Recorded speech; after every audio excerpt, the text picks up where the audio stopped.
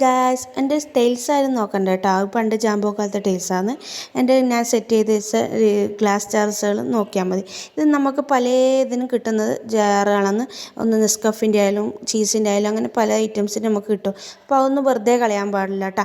ഇതൊരു ടിന്നിൻ്റെ അതിൻ്റെ മൂടാണ്. അപ്പോൾ അത് തുരുമ്പ് പിടിച്ചുകൊണ്ട് ഞാൻ അലുമിനിയം ഫോയിലൊന്ന് കവർ ചെയ്തതാണ്.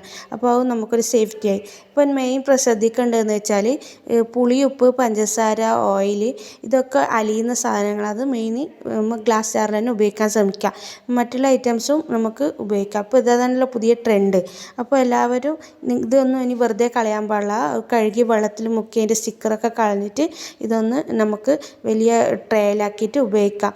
വലിയ ഗ്ലാസ് ആണെങ്കിൽ വലിയ ട്രേയിൽ ഉപയോഗിക്കാം, ചെറുതാണെങ്കിൽ ചെറിയ ട്രേയിൽ ഉപയോഗിക്കാം. അപ്പോൾ എൻ്റെ വീഡിയോ ഇഷ്ടമായിട്ടുണ്ടെങ്കിൽ പ്ലീസ് എല്ലാവരും ഒന്ന് സബ്സ്ക്രൈബ് ചെയ്യണം, ലൈക്ക് ചെയ്യണം. അപ്പോൾ ഇതൊരു പഴയ ട്രേ ആണ് കേട്ടോ.